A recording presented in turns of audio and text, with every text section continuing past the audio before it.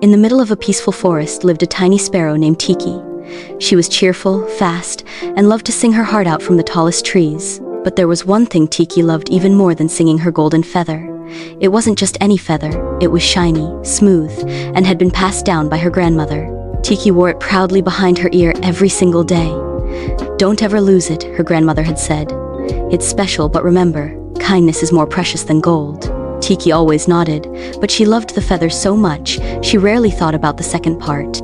One morning, while Tiki was flying over the meadow, a gust of wind swept in. Whoosh!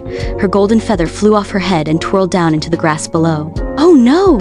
cried Tiki, diving after it.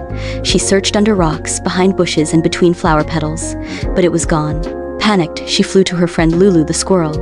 "Have you seen my golden feather?" Tiki asked breathlessly. "No," said Lulu, "but I can help you look." Together, they searched for hours, but still no feather. Just as the sun began to set, they heard a tiny sniffle coming from behind a mushroom. It was Milo the mouse. He was shivering, cold, and trying to cover himself with a leaf. Tiki and Lulu came closer and saw something surprising. Milo was wrapped in her golden feather. "My feather!" Tiki cried.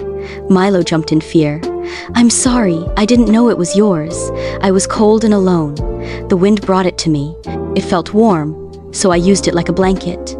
Tiki paused. She looked at her beautiful feather, now wrapped around a shivering friend. Her first thought was to take it back. But then she remembered what her grandmother had said. Kindness is more precious than gold. She smiled gently. "Milo, you can keep it. It looks better as your blanket than behind my ear." Milo's eyes lit up. "Really? Really," Tiki said.